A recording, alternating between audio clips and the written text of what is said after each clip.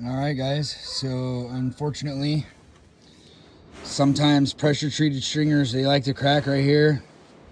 You can see little micro cracks forming right here. The micro cracks I'm not worried about. That's just normal checking. But a couple of these snapped all the way through, so the whole triangle popped off. And it doesn't affect the actual strength of the stairs as far as what people call the throat of the stair stringer. Because again, the cracks form here on the triangle. And so what I did was, where the cracks occurred, I stiffened up both sides when possible, one side when not possible. And then since we flat block our stairs anyways, and we do these solid kicks, when we lock everything back in, it'll be good to go.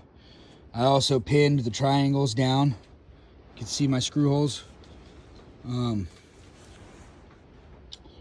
Obviously, if it's cracked right here in the throat, then the stringer's bad no matter what.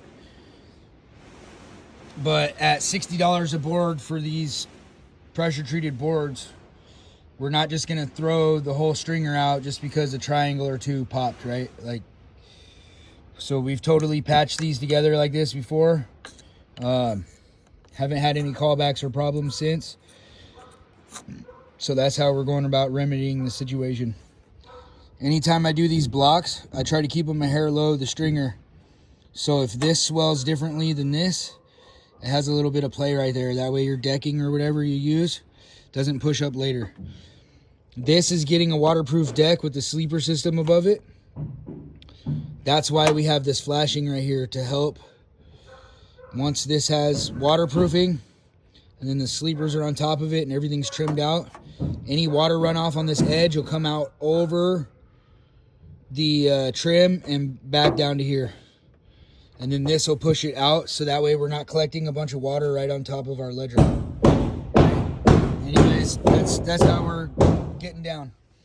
We left a 2-inch gap over here against the wall. That way the hardy plank can be slid right in.